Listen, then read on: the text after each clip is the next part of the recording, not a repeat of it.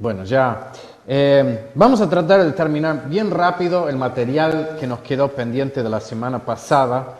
En realidad no vamos a tener tiempo de explorarlo como quisiera hacerlo, pero vamos a tratar de decir dos o tres cositas nada más. Vimos el tema de la ciencia, la relación de la ciencia con nosotros como cristianos, personas que queremos tener una cosmovisión bíblica. Y acá en esta última página, la que hemos copiado de nuevo, hay muchas cosas, no vamos a poder ver todo, pero quiero pasar rápidamente. Ven ahí donde dice, no nos debe intimidar la autoridad de un modelo científico que probablemente quede modificado o superado por la misma ciencia. Nosotros a veces como cristianos me parece que nos dejamos intimidar. La ciencia habla ya, ha llegado a tener una voz de tanta autoridad en nuestra cultura que nosotros como creyentes nos intimidamos. Pero debemos recordar que los modelos científicos no tienen nada de malo en sí exponer o pensar o inventar un modelo científico, pero son eso nada más, son teorías. Algunas cosas son más exactas, hay cosas, sabemos que existe la gravedad, no estamos hablando de eso, hay cosas que son concretas y sabemos que es así, pero cuando empezamos a hablar de grandes modelos, por ejemplo, la cosmología, como la psicología, por ejemplo, modelos, paradigmas de la sociología, por ejemplo, en realidad muchas veces dan mucho por desear y son teorías que van evolucionando, van cambiando y se van reemplazando. No tenemos tiempo, pero podríamos volver y hablar sobre la teoría de Thomas Kuhn sobre el avance de la ciencia. Existe esta idea de que la ciencia avanza de una forma ordenada y racional y que todo es indiscutible porque todo se basa en los hechos.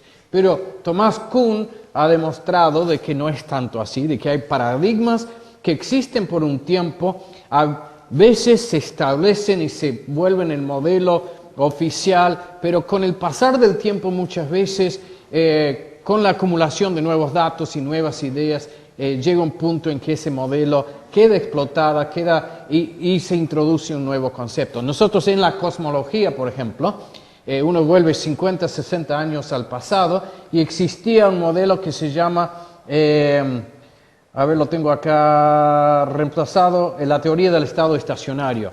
Me lo sé en inglés y no en castellano. Y esto fue, todo el mundo ahora habla del Big Bang. Ahora, lo interesante del Big Bang, que creo que la mayoría sabemos lo que es el Big Bang, con eso en realidad el modelo cosmológico de hoy en día se acerca más a una cosmovisión bíblica. La idea de que hay un comienzo, un punto en el pasado donde todo arranca de cero.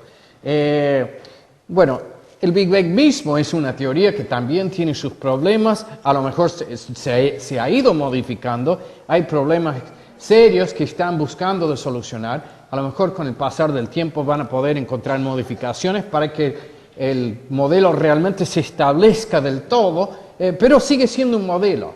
Es bueno recordar que mucho este es otro punto, del prestigio de la ciencia se deriva de la ingeniería, o sea, lo que ha hecho muy bien la ciencia es lo que nosotros vemos por todos lados, que es la tecnología.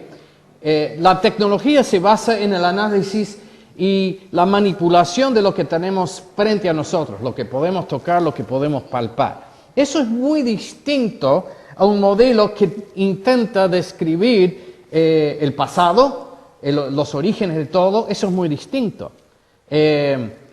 Vamos a dejarlo ahí. Estamos frente a un cambio de paradigma, esto en cuanto a orígenes de la evolución al diseño inteligente. Y quiero llegar a esto. Como creyentes, no nos vemos obligados a presentar un modelo científico de los orígenes. Hay ciertos puntos que son inamovibles, pero no es nuestra obligación explicar más de lo que explica la Biblia. O sea, un científico tiene derecho de explorar esos temas, pero no es nuestra obligación explicar más de lo que dice la Biblia. Partiendo de una base teológica, simplemente defendemos lo que dice la Biblia. No quiere decir que datos de afuera no tengan algún impacto sobre cómo interpretamos las Escrituras. Un ejemplo es de que antes se pensaba de que el mundo era chato, ahora sabemos de que es redondo, no hay duda en cuanto a eso, no vamos a poner eso en duda, y entonces eso afecta cómo vemos ciertos versículos. No cambia ninguna verdad primordial de las Escrituras, pero entendemos de que habla la ciencia como también habla la Biblia, pero hay ciertos puntos que son intocables y tampoco debemos sentirnos intimidados frente a lo que dice la ciencia. A la vez tenemos libertad de trabajar en la ciencia y proponer diversos modelos. Dentro de lo que son personas que realmente creen en las Escrituras, hay varios distintos modelos. Hay personas que creen de que el mundo tiene 6.000 años y nada más. Hay otros que creen que el mundo es muy joven, pero no creen que sea necesariamente 10.000 años, 6.000 años. Piensan que a lo mejor es algo más que eso. Yo, sinceramente, creo que tiro más para ese lado. Hay otros que creen que puede ser que haya existido un tiempo mucho más largo. Yo eso no lo comparto por varias razones que no podemos entrar en este momento, pero no quita de que esas personas sean realmente creyentes que estén buscando de honrar a Dios y ser fieles a las Escrituras. Lo que no debemos ceder son ciertos conceptos de importancia para la teología que tienen claro respaldo bíblico. Por ejemplo, la evolución es muy problemático, no solo por lo que vimos en esta lección, sino porque hay un punto teológico de suma importancia, y es la existencia de un Adán real, literal, que haya realmente caído en pecado y haya sometido toda nuestra raza y la creación al problema, a las consecuencias del pecado. Y entonces nosotros con eso no negociamos.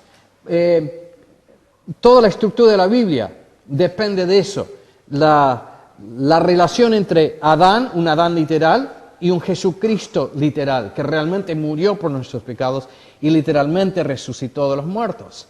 Y entonces una teoría científica que trata de tirar abajo eso es algo que no es negociable. Hay otras cosas que sí lo son. Así que, bueno, con eso hay muchas cosas más, pero tenemos que terminar esta parte para entrar en lo que sería la lección de hoy. Después en sus casas vean Isaías 40:26, que es un hermoso pasaje. Bueno, ¿tienen preguntas sobre eso? Antes de seguir, no pueden ser preguntas largas porque estamos bajo...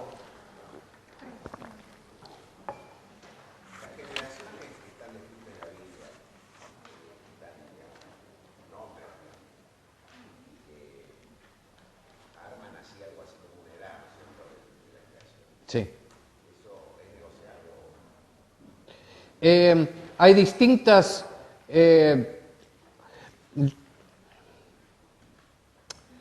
la pregunta es si son negociables, porque tenemos las generaciones en la Biblia. Si hay interpolación, hay, digamos, extrapolación, o hay, Sí. digamos, se han salteado generaciones de Algunos estudiosos creen de que puede haber habido un salto ahí, distintas generaciones. Yo tengo la tendencia de pensar de que es más así como dice el texto. Y hay libros, hay comentarios de personas que son básicamente personas conservadoras que creen de que ha habido saltos en esa línea de generaciones. Es un tema muy interesante. Yo sigo creyendo de que el mundo no es tan antiguo. No sé si son literalmente 6.000 años como el famoso obispo Ussher sacó la cuenta y según lo que... O sea, yo no tengo que... La Biblia no me dice que son 6.000 años. Eso de los 6.000 años es un cálculo que hizo el obispo Ussher. Entonces no debemos confundir lo que dice el obispo Ussher con lo que dice la Biblia. A eso es lo que yo quiero llegar. Sin embargo, yo creo que... yo tengo la tendencia de pensar de que el mundo es mucho más joven de lo que creemos. Y no hemos entrado en el tema, pero se podría desplegar un montón de evidencia a favor de una creación todavía joven. Eso es para varias horas en realidad. Y es un tema muy interesante. Si quieren buscar ahí en internet, hay cosas sobre si realmente el universo es tan antiguo como muchos creen. Yo creo de que no lo es. Yo creo que es muy joven. Ahora, si son 6.000 años, volvemos a ¿qué dice la Biblia? No dice 6.000 años, pero... Mi pregunta se refiere más bien, no a la antigüedad del...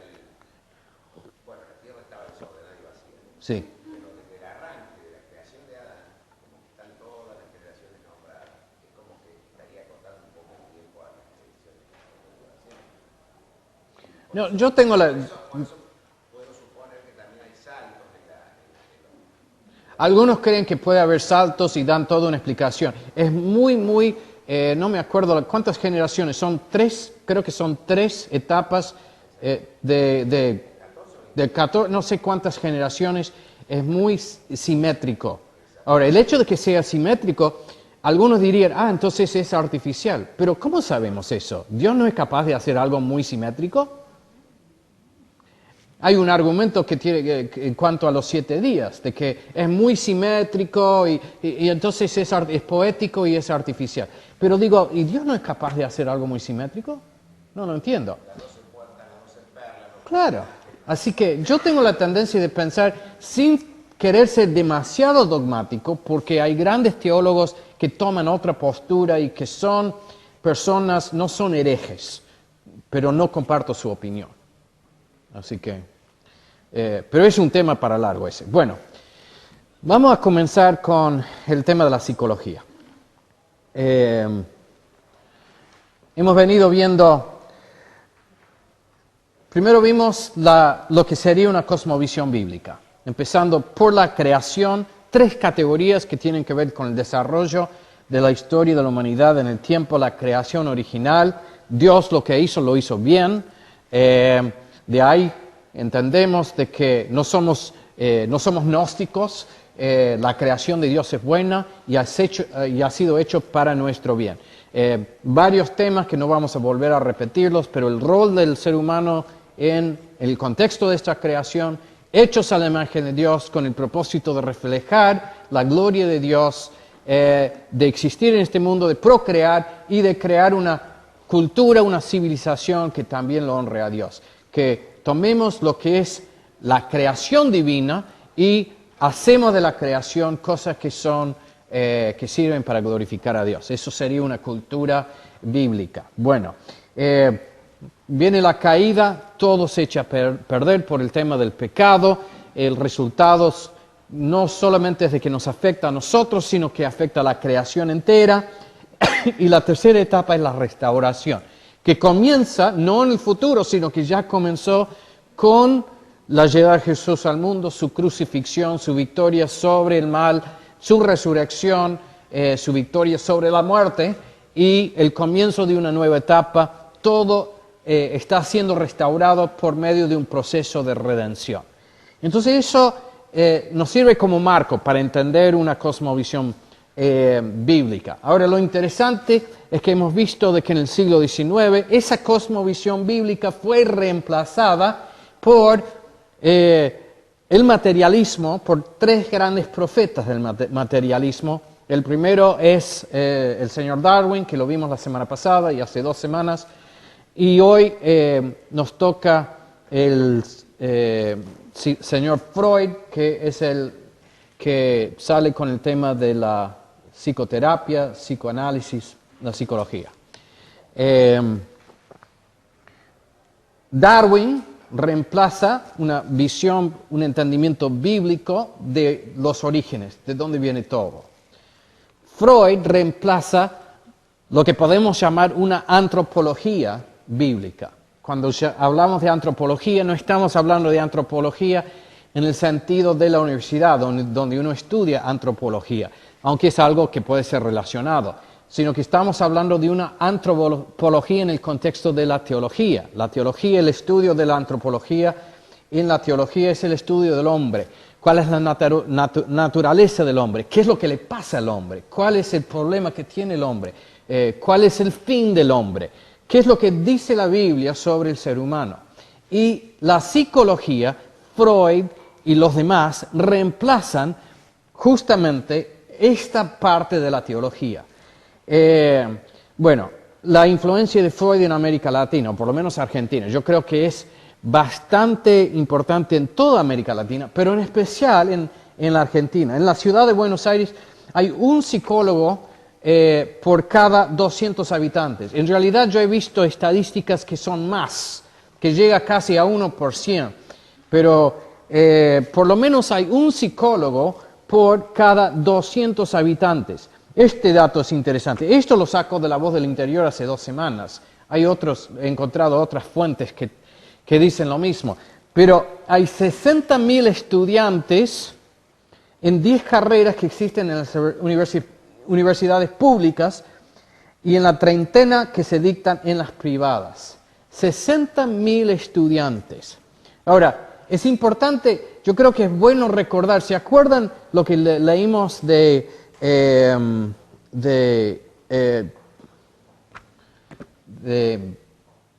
Chesterton hace 2 semanas? A ver, ¿alguien tiene los apuntes ahí?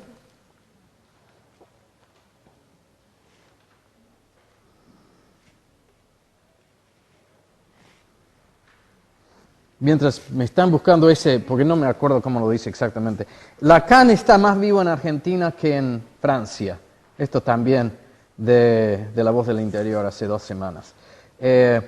Cuando se habla de este país, se pregunta cuál es el porcentaje de religiones. Ahí está. Ahí está. El materialismo es realmente nuestra iglesia establecida porque el gobierno realmente le ayudará a perseguir a los herejes. Yo a esto quisiera agregarle algo.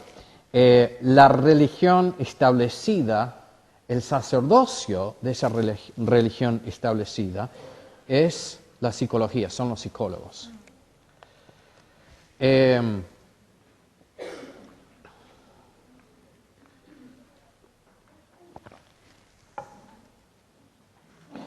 Diríamos que el 90% de los habitantes de este país son católicos. Pero si realmente fueran católicos, ¿tiene explicación la conducta de la gente de hoy? El divorcio, el aborto, etcétera, etcétera, etcétera. Si realmente fueran católicos, veríamos otro comportamiento, ¿no es cierto? Otra forma de vivir, otra cultura. Esta cultura obviamente tiene una influencia importante de la Iglesia Católica, pero hoy en día la religión predominante no es el catolicismo.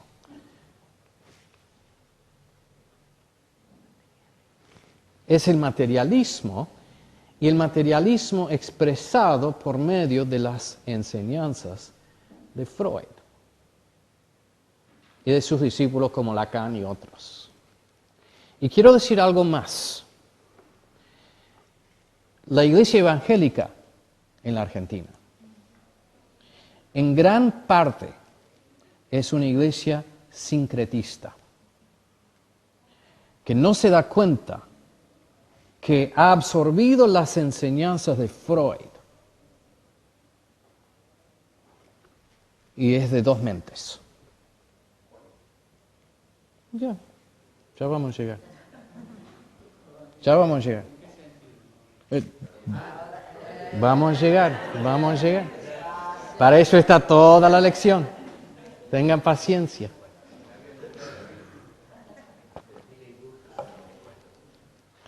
Yo les voy a dar esto como ejemplo nada más. No que compruebe lo que digo. Eso sigue. Pero yo lo que me he dado cuenta es de que en muchas iglesias ser pastor parece algo muy bueno. Pero la idea está establecida de que si realmente queremos ayudar a la gente, tenemos que tener un título en psicología. Y eso es sincretismo. Ahora, seguimos. Empezamos con una crítica de Freud. Reitero, yo en estas cosas leo, estudio, algo de teología me parece que sé. No soy experto en teología, en psicología. Algo sé de teología. Entonces yo me apoyo también en personas muy serias como el filósofo Peter Kreeft. Y esto es una traducción de Peter Kreeft. Él dice, la enseñanza más influyente de Sigmund Freud es su reduccionismo sexual.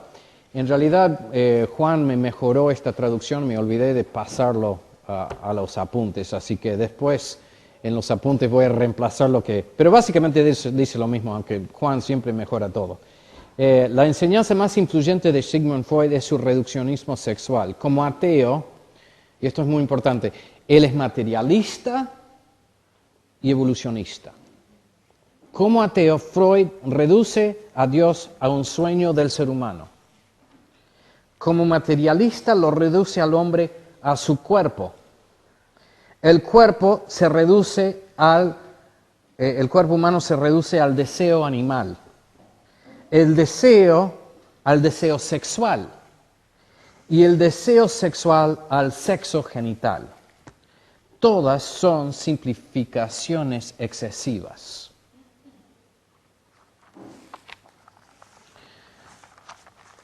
Lo que sigue también son puntos que hemos sacado de Peter Kreeft. Y no tenemos tiempo de verlos todos. Si podemos, voy a tratar de avanzar rápido, así tenemos tiempo para hablar al final. Freud quería hacer de la psicología una ciencia exacta, algo imposible de lograr, ya que su objeto, el hombre, es también sujeto, o sea, es un yo. Confundía la diferencia entre deseos y necesidades. Estaba convencido de que era imposible vivir sin gratificar los deseos y que suprimirlos causa daño psicológico. Negaba la existencia de valores objetivos. Definía el sentimiento de culpa como patología. Y clasificaba la religión como una ilusión fundamental del hombre y el cientificismo como su única luz. Bueno, yo creo que esto es una descripción bastante certera del señor Freud. Ahora, Kreeft analiza tres aspectos de su pensamiento. Por empezar, el invento de la técnica terapéutica del psicoanálisis. Y él dice, esto es de valor parcial. Y reconoce de que Freud fue un genio y que sí pudo penetrar en ciertas cosas que son de valor. Él lo compara con los paganos de la antigüedad, que mezclaban ciertas ideas brillantes con cosas que nada que ver, justamente porque partían, no porque no eran inteligentes, lo eran, sumamente inteligentes, pero que la inteligencia que no trabaja dentro de un contexto de una cosmovisión realmente bíblica siempre se va a perder. Entonces, el invento de la técnica terapéutica del psicoanálisis dice que es algo de valor, hasta cierto punto. Y creo que debemos reconocer que hasta cierto punto tiene valor. El simple hecho de que uno pueda sentarse y contar sus cosas hace bien a la persona. Entonces, no es de que uno si va al psicoanalista por ahí no encuentre algún beneficio. Y algunas de sus técnicas pueden ser de ayuda para cualquiera que quiere ayudar a la gente. Entonces, hay algo de valor. Ahora, el problema es cuál es la meta del psicoanálisis, a dónde se quiere llegar. Y cuando empezamos a analizar eso ya tenemos problemas. Dice Kreeft que como psicólogo teórico, dice tiene algunas ideas que demuestran un profundo genio, pero con errores garrafales causadas por sus presuposiciones, lo que recién dijimos. Ahora, todo esto, inevitablemente, cuando uno toca estos temas, uno no lo puede reducir, no lo puede limitar solamente a la psicología. La psicología, inevitablemente, toca lo que es la filosofía y la religión o la teología. Y la evaluación de Kreeft en este caso es de que es estrictamente un amateur y que es poco más que un adolescente. Son palabras un poco duras, pero lo dijo Kreeft y no yo. Bueno, la psicología en el resto del mundo. Ahora, lo interesante es de que acá todavía predomina bastante, aunque tengo entendido que ya empieza a haber un poco de evolución en esto. Pero todavía el lugar donde más predominan las teorías de Freud es justamente acá en la Argentina, en todo el mundo. El que escribía, no me acuerdo cómo se llama, el que escribía Alejandro Dagfal, que esto lo saqué de La Voz del Interior, decía justamente eso, de que Lacan tiene más importancia en la Argentina hoy que en la Francia. Bueno, la psicología en el resto del mundo. En el resto del mundo, ya hace más de 20 años o más en que, no es de que haya quedado desprestigiado Freud, pero ya no se trabaja mucho. No es de que no haya, hay freudianos en todo el mundo, pero hace mucho ya se avanzaron hacia otras teorías y otras terapias. Ahora, lo interesante es de que en el mundo ahora hay 200 distintas terapias de psicología. 200 distintas teorías en cuanto a quiénes somos, qué nos pasa, cuál es nuestro problema, cuál es la solución, cuál es la terapia adecuada, cuál es el fin de la psicología. 200 terapias distintas. Interesante, una ciencia que empezó supuestamente hace, ¿cuántos años? ¿Cuándo empezó lo de Freud? En el siglo XIX, fines del siglo XIX. Y que ahora se encuentra en un estado, yo diría, de confusión absoluta. Los que practican la psicología no quieren decir eso, pero si hay 200 distintas formas de psicología o de terapias, creo que tenemos que poner algunas cosas en duda. Cuando yo estudié psicología y consejería ya hace varios años, ya estaba de moda algo que se llama el eclectismo. ¿Qué es eso? ¿Qué es ser ecléctico? ¿Alguien tiene idea?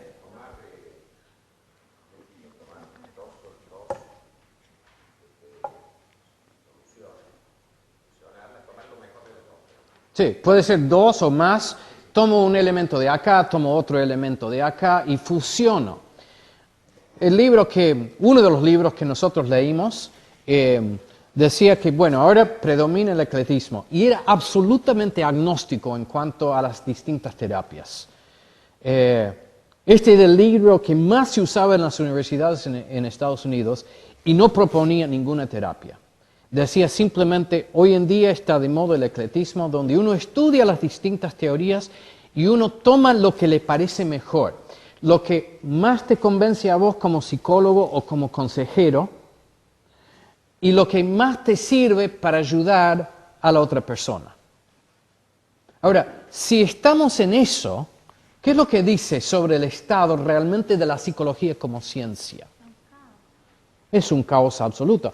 Ahora predomina lo que en inglés se llama, y ahora en castellano se está haciendo llamar el counseling, que es simplemente la consejería. Y el counseling es simplemente esto.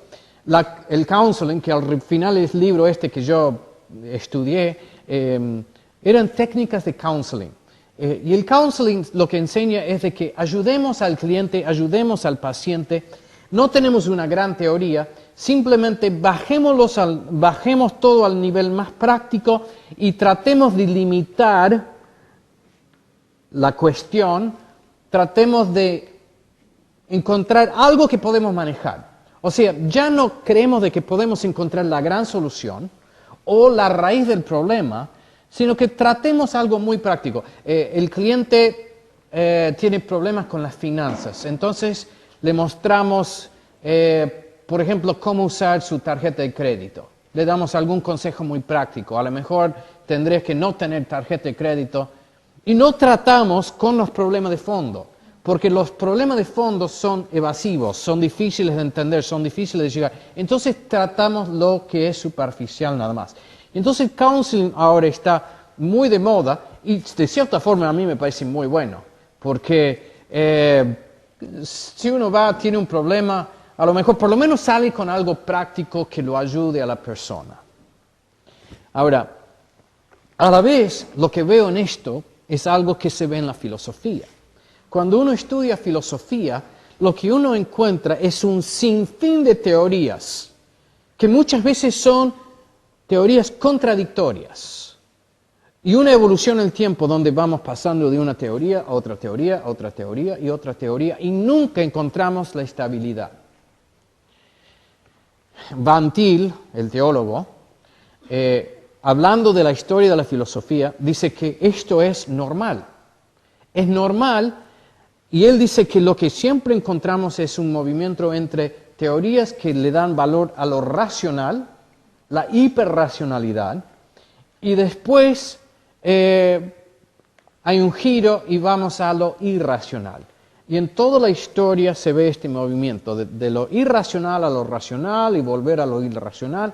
Y se puede interpretar toda la historia de la filosofía en base a ese movimiento. Y él dice, es así porque el hombre le ha quitado, ha eliminado de su consideración el creador del mundo. Entonces nuestro entendimiento del mundo siempre es inestable. Entonces, obviamente, siempre hay un movimiento de lo racional a lo irracional y volvemos. Pasa lo mismo, me parece, en la psicología. No podemos definir al final una psicología estable porque es imposible en base al materialismo, porque hemos eliminado cosas de suma importancia y vamos a tratar esos temas en un momento. Ahora, vamos a dar un salto, y todo esto es muy rápido, pero hay que reconocer que hay grandes avances, ha habido grandes avances en la investigación del cerebro, la neurociencia, por ejemplo. Por ejemplo, se ha avanzado en el entendimiento de lo que es el mal de Alzheimer, por ejemplo. Eso es muy bueno. Se está avanzando. Ahí me están diciendo, no sé, pero están avanzando. Creo que no lo han solucionado, sé que no lo han solucionado, pero por lo menos se ha avanzado en el entendimiento de cómo funcionan las neuronas, cómo funciona el cerebro, la química del cerebro. Hemos avanzado mucho a nivel ciencia. Ahora, no se ha avanzado mucho sobre cosas más profundas. ¿Cuál es la relación del cerebro con el ser, con el yo? Es un tremendo misterio. Y creo que no hemos avanzado nada en esos temas. Pero reconozcamos de que la ciencia ha logrado avanzar en cuanto a lo que es la neurociencia. Pero en cuanto a la psiquiatría, hay dudas sobre todo el sistema de diagnósticos. Ha salido en estos días la Sociedad Psicológica Británica, ha sacado publicaciones poniendo en duda la existencia de la bipolaridad y de la esquizofrenia. Y esas son cosas que se aceptan como que existen. Pero la realidad es de que cuando empezamos a profundizarnos un poco, encontramos de que no es tan claro. ¿Qué es la esquizofrenia al final? Un montón de cosas, es una descripción de síntomas nada más. ¿Sí? También en estos días ha salido el DSM-5, que se traduce al castellano como el Manual Diagnóstico y Estadístico de Trastornos Mentales. Y por primera vez hay grandes críticas. Esto sería como la Biblia de la psicología en Estados Unidos. Y tiene mucha influencia en todo el mundo. Y lo usan tanto psiquiatras como psicólogos. Y las preguntas que se están haciendo son estas. Por ejemplo, ¿el trastorno mental es una enfermedad? Porque la psiquiatría pretende ser una rama de la medicina y una rama de la ciencia en base a la idea de que los trastornos mentales tienen una raíz médica. Ahora, el tema es de que en la mayoría de los casos no se ha descubierto cuál es esa raíz biológica. Entonces, uno de los artículos que han salido en el New York Times, me parece, dicen que en realidad es como un pequeño engaño, porque no dicen ya que es una enfermedad mental. Eso ya no se dice, sino que se dice que es un trastorno mental. Son cuadros de conducta sin relación obvia a nivel de la biología. Sí. Acá hay una diferencia porque se habla, bipolaridad dice trastorno, se habla de un trastorno bipolar. En cambio la esquizofrenia ya se la denomina como una enfermedad. lo que están diciendo muchos es de que esa denominación no es correcta, porque no hay una base biológica. Pero existe una base en el cerebro, o sea, se habla de neurotransmisores. Sí, el tema, sí, en algunos casos, el tema es de que todo lo que es la esquizofrenia es muy amplio. Y entonces, en algunos casos, se encuentra alguna relación, que no es del todo claro, pero hay alguna relación en algunos casos con algunos fenómenos a nivel cerebro. Pero en muchos de los casos no existe. Entonces, todo lo que es esquizofrenia, que es un gran abanico de cosas, no entra de una forma prolija dentro de esa categoría de un problema biológico de fondo. No estamos diciendo que no haya algunos aspectos biológicos, sino que estos son los psicólogos y también incluso psiquiatras que ahora están cuestionando, y lo que están cuestionando es la definición. Cuando uno lee en el DSM-5, todo lo que dice ahí, algunas cosas puntuales a lo mejor tienen alguna raíz biológica, pero lo que es todo el cuadro no. Ahora, otra cosa que está ocurriendo en el cambio en el DSM-5, el DSM-5 sale ahora después de 20 años. Antes estaba el 4, antes el 3. El 5, en el 5 ya la homosexualidad ya no es un trastorno. Ahora, ¿cuál es el problema de eso? ¿Lo era antes? ¿Lo era antes? ¿En base a qué? ¿Y ya no lo es? ¿En base a qué? ¿Por qué se hizo el cambio? ¿En base a alguna evidencia científica? No, se hizo el cambio porque ha habido un gran cambio cultural en los últimos 20 años.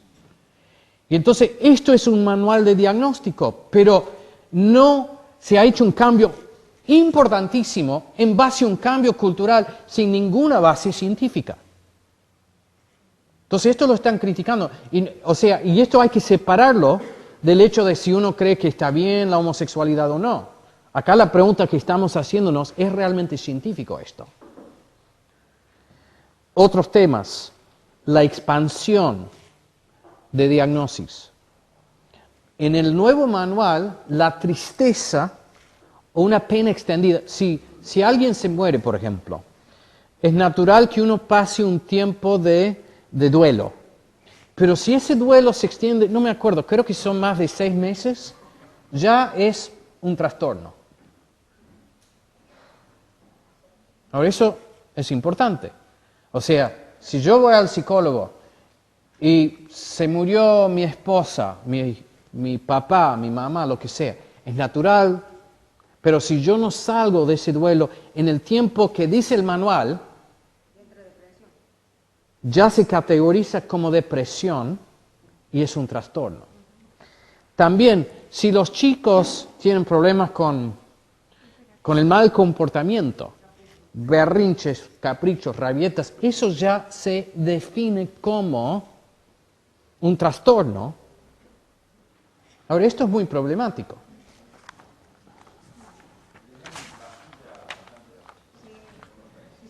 Y a eso vamos. Ahora, ¿qué es lo que sucede después? El uso de drogas basado en el efecto producido y no en base a un conocimiento de las causas. Sabemos de que si tomamos esta droga produce ciertos efectos. La persona se calmó. Ahora, ¿es en base a un conocimiento de fondo del problema? O sea, pensemos en el modelo médico. Un diagnóstico médico se basa en ver cuál es realmente el problema. Si yo tengo cáncer, es algo visible, algo que se detecta, y entonces hay un tratamiento que se debe usar para luchar contra ese cáncer. Y con todas las enfermedades funciona así. Ahora, en la psiquiatría, no es de que se ha encontrado un problema de fondo, no es de que uno puede hacer un análisis de sangre y decir, bueno, porque ahí vemos la evidencia de que estás en una depresión aguda. Eso no aparece en un análisis, no hay ningún análisis, sino que simplemente explico cómo me siento. y es un cuadro de conducta o de emociones. Entonces, sabemos de que ciertas drogas tienen un efecto sobre el organismo y sobre esos síntomas. Ahora, el problema es de que no es de que existe, no sirven para curar, sino que sirven para aplastar, para tapar. O sea, es como decir, una persona que tiene cáncer, ¿cuál es su síntoma? Tiene mucho dolor. Entonces le damos morfina, y la morfina sirve para que no le duela tanto, ya está. No lo hemos curado al paciente, sino que simplemente hemos aliviado un poco el dolor. Entonces, hay un problema muy grave en Estados Unidos con los médicos que recetan los antidepresivos y lo que vos decías sobre el problema de los chicos que tienen mal comportamiento. Entonces, hay un diagnóstico que se llama trastorno por déficit de atención con hiperactividad. Ahora, yo les puedo dar un tratamiento. Es uno bien bíblico, pero no lo voy a decir. Porque decirlo puede ser medio peligroso, porque el sacerdocio de la religión secular te puede hacer problemas hoy en día. Y esto es muy real. Ahora, es importante entender lo que está pasando. Estamos en medio de un gran experimento social. Primero se destruye la familia que servía para contener a los chicos, al ser humano. Nos sorprende si destruimos la familia en la sociedad, ¿por qué nos debe sorprender de que aumentan las patologías psicológicas? Destruimos la familia, no nos debe sorprender que aumentan los problemas psicológicos en la población. Ahora, los problemas todos se definen ahora como trastornos psicológicos. Esto no se basa en evidencia biológica o médica, sino simplemente en una descripción del mal, del padecimiento de la persona. La solución ahora es recetar psicofármacos. No sabemos cuáles son las consecuencias de esta tendencia a largo plazo. ¿Qué pasa con la persona que está muchos años usando psicofármacos? ¿Cuál es el efecto sobre su organismo, su sistema nervioso, etcétera? Y también, en muchos casos, resulta adictivo para la persona que está sufriendo.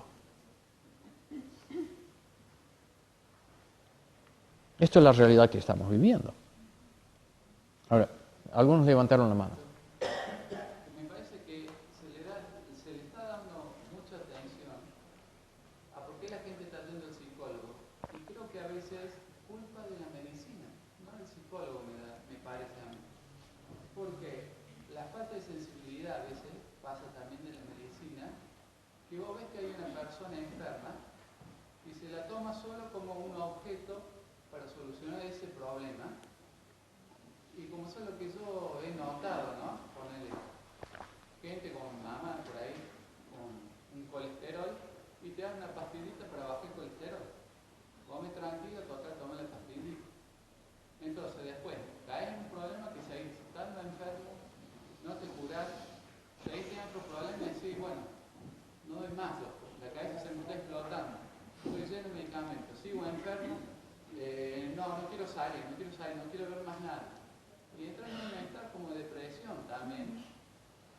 Sí, puede ser, pero eso no lo veo como la raíz de todo el problema. Yo veo, Sí. el problema que yo veo es que hay una falta de sensibilidad hacia el ser humano, pero no solo de parte de todo el ser humano.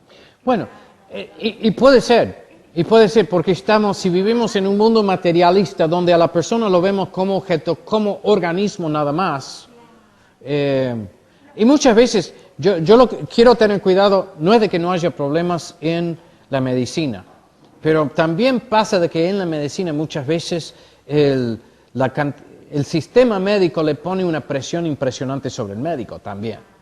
Entonces, no es de que solamente sea problema del... sí. Yo entiendo lo que dice él, que yo voy a un caso concreto. El médico, supongamos, tiene muchos pacientes y viene y estoy planteando el caso de cáncer. Usted tiene cáncer, señora, qué sé yo. Bueno, la señora se pone a llorar.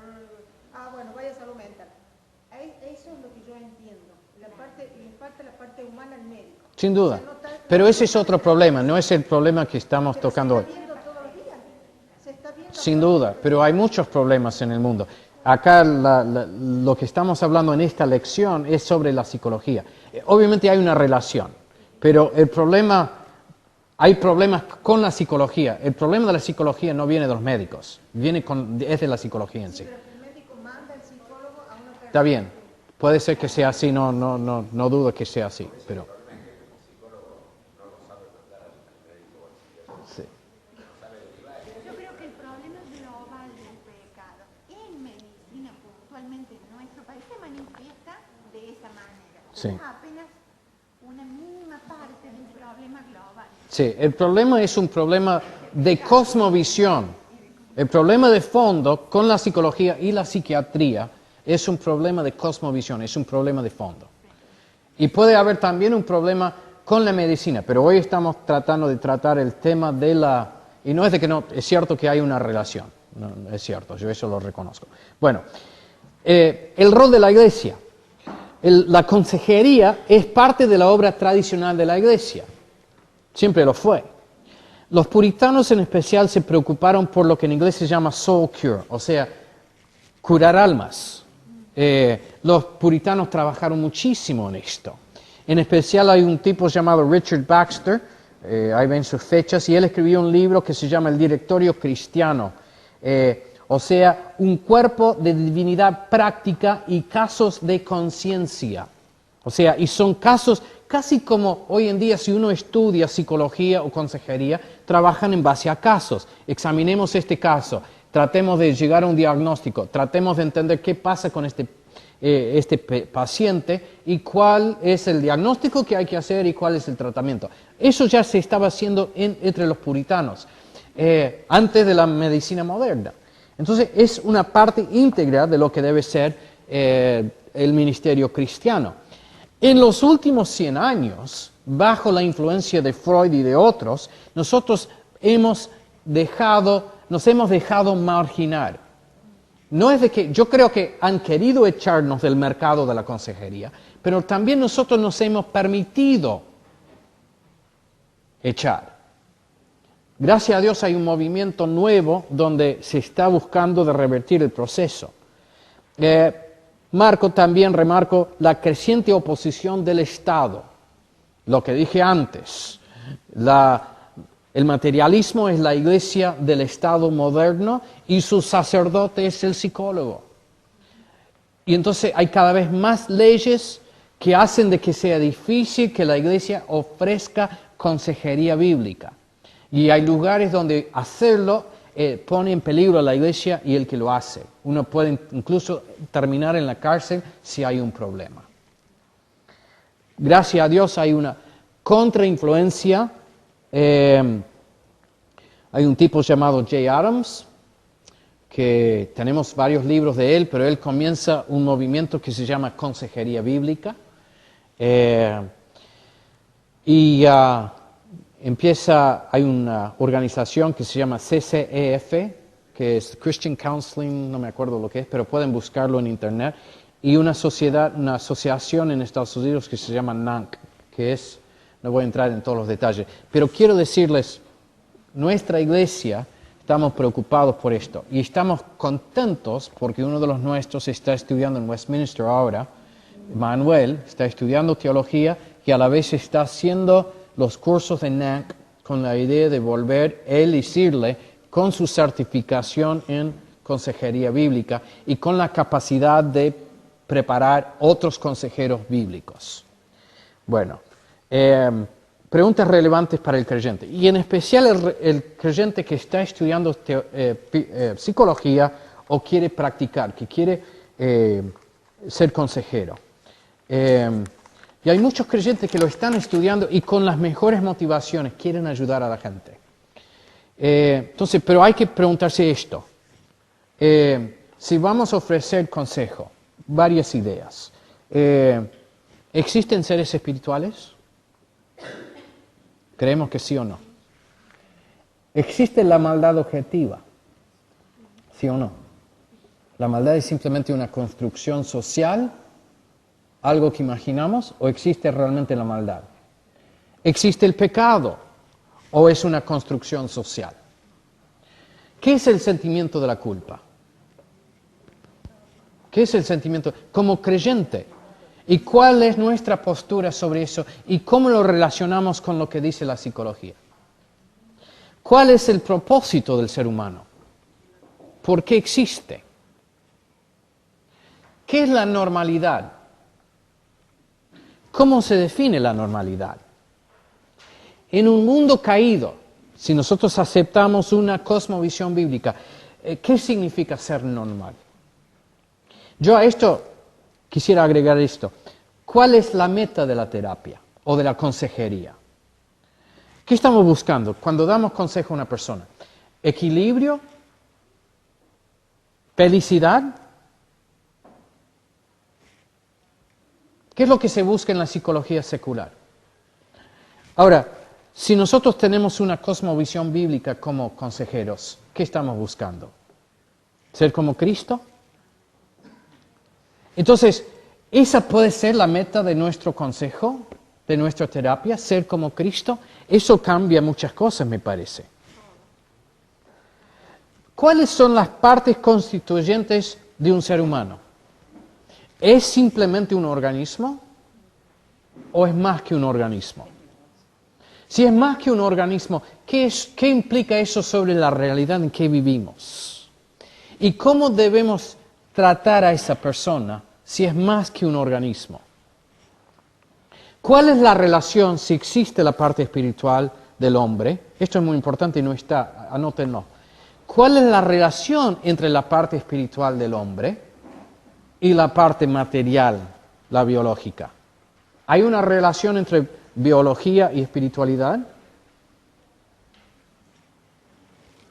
Nosotros somos las dos cosas simultáneamente. ¿Se pueden separar? ¿Cómo entendemos la relación de las dos cosas y qué importancia le tenemos que dar a eso en el consejo que nosotros damos? ¿Existe un estándar legítimo de conducta? ¿Hay una medida? ¿Hay algo que nos dice cómo debe ser nuestra conducta? ¿O es como dice Freud, todos somos motivados por los deseos más profundos, prehistóricos del id? ¿Y a eso tenemos que darle rienda suelta? ¿El superego siempre es malo?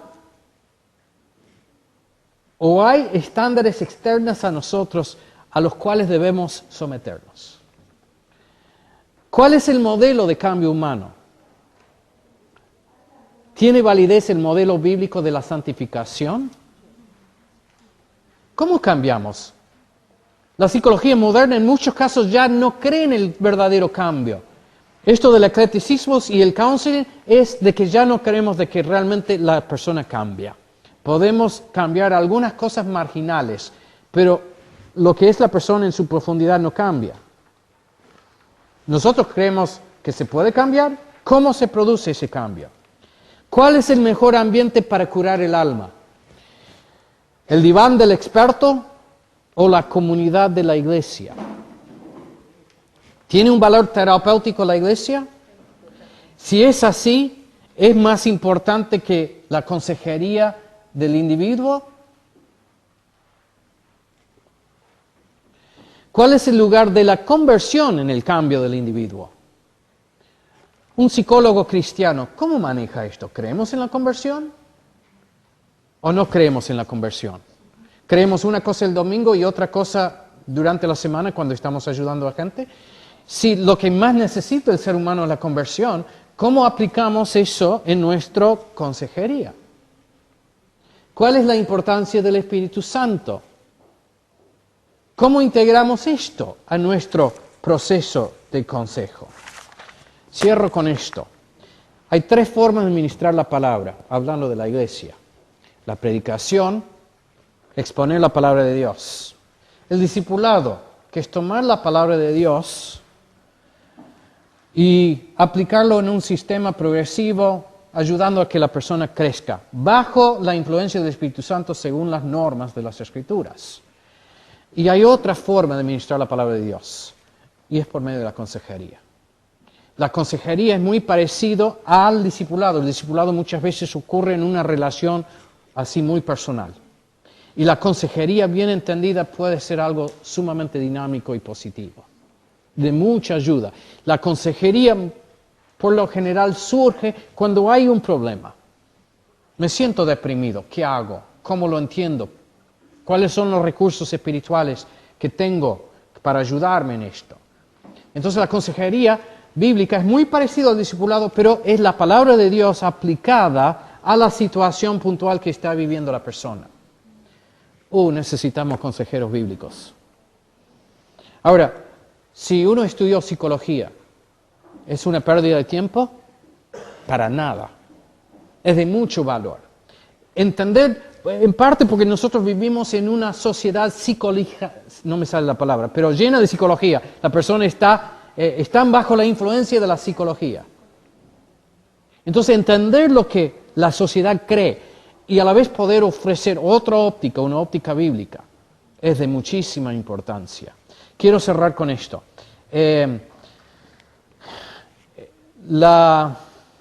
Debemos aconsejar con la mente de Cristo. No hay otra forma de hacerlo. Cuando damos consejo si entendemos bien de qué se trata, es un ministerio de la palabra. Y es algo que debemos tener un temor sagrado cuando lo hacemos, porque cuando hacemos consejería estamos tocando el alma de la persona. Estamos tocando la esencia eterna